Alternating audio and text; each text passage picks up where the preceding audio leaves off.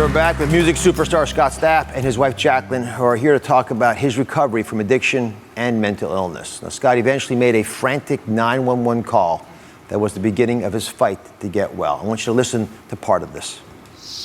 I'm running down the highway, okay? I've called 911 about 8 times on this trip I've had. Who is trying to hurt you?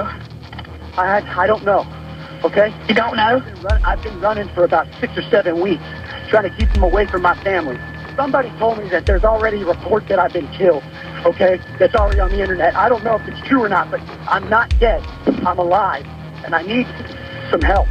I need to go to the hospital, sir. Yeah, I'm having chest pain. Can I go to the hospital, please?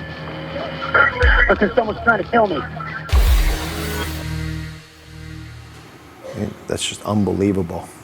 You called 911 for help, a very different kind of help, but help. Yeah. So what compelled you to do that? Fear. I was in that moment in utter fear for my life. And all I could think about at that time was, I'm never going to see my wife again. I'm never going to see my children again. And so the love of my wife and my family compelled me that I finally needed to ask for help. And so love saved my life. When I hear it, I get goosebumps, just imagining what was going through your mind, and I'm sure those texts created similar reaction in you, Jacqueline. You went to treatment. Yeah. And you received a diagnosis that surprised everyone. A diagnosis that I want everyone to hear today. Please share it. I was diagnosed bipolar. Bipolar. I'm so thankful that I have an answer.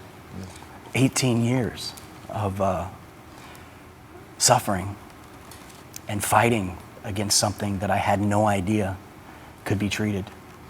And if it wasn't for this doctor here, I would never have gotten that diagnosis and had my life and my future handed back to me. And I'm so grateful.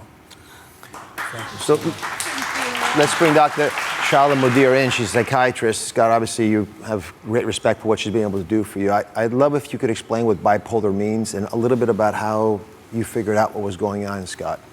Yeah, so bipolar illness, also known as manic depression, is probably how most people have heard of it, is characterized by excessive emotional highs, mood swings, and depressive episodes that are significant enough to impair regular daily life functioning. So what happened with Scott is, since he was at Summit Malibu and we had a lot of time to spend together, not only could we see what he was presenting with in our current episode, we had the time to spend with him to see his history of mood swings that were occurring over a 5 to 10 year span, even prior to coming to Summit.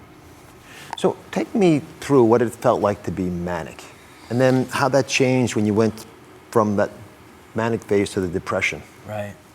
Mania for me is full of anxiety, paranoia, delusions, where I kind of put pieces together in things that have no connection whatsoever. I may watch something on the news and it may apply to me in the way that I'm perceiving the world at that time. So it's not a fun place to be at all.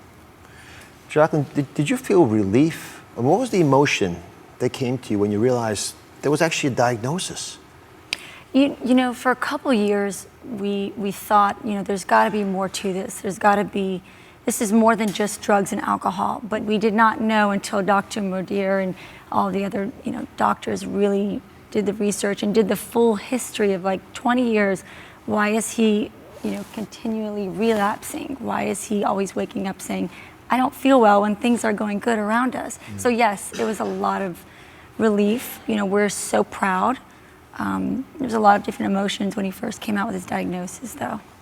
Dr. Mudir, how do you treat bipolar problems? What's the future going to look like for Scott? Yeah, well, first of all, I want to say I love having clients like Scott who are introspective, determined, and courageous. He's so motivated for his recovery, and it's such a blessing for me to have been a part of it and to see how well he's doing. So I just want to say that. It's hard. It's hard to do what you're doing. Yeah, so You know, the treatment of bipolar disorder, we believe in complex multimodal treatment. And what that means is, yes, medication is important, psychotherapy is important, but lifestyle management figures huge in bipolar. And at the top of that list is substance abuse. What's also important is proper diet and nutrition, making sure you eat at regular intervals, you don't skip meals, and sleep. And then having a spiritual connection and a community connection are all really important. So Scott and Jacqueline have to work hard, you can tell from just the diagnosis and the plan, to keep their whole family healthy and happy. So they very kindly invited us into their home to see how they're doing it. There's the raindrops. Since I finally faced my diagnosis, I've been really focused on caring for my mind and my body and my spirit. And I do that through love and family. I have to take medicine every day, but my recovery is much more than just medication. I start my day just spending time alone, meditating, because everything is contingent upon the daily maintenance of my spiritual condition.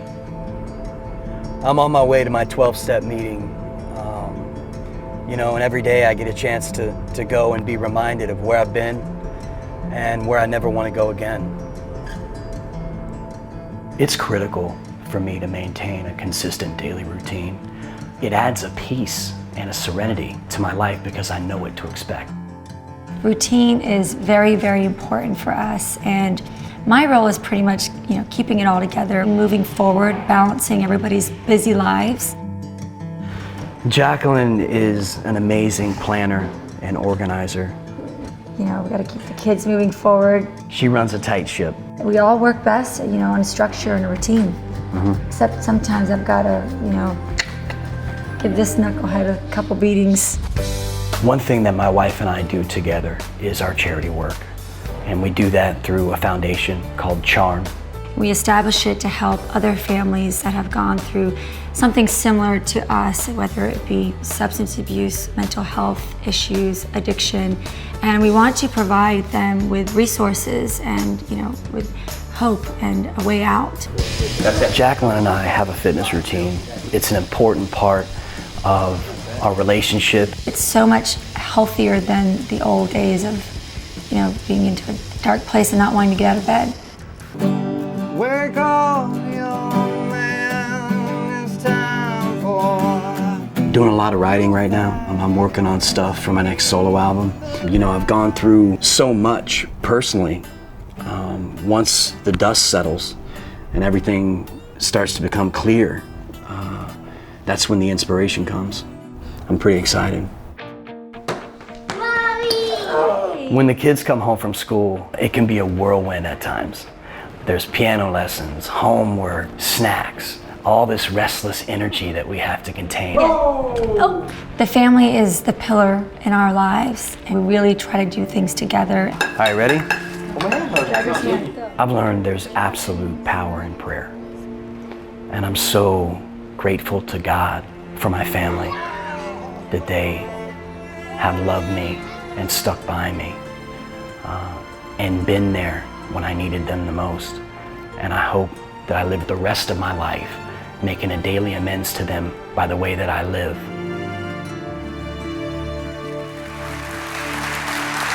Wow. That's a very different Scott Stapp. Yeah. Scott, do you ever lie on your bed late at night, looking up at the sky and ceiling, and wonder if you're going to relapse? It's something that I think about every day.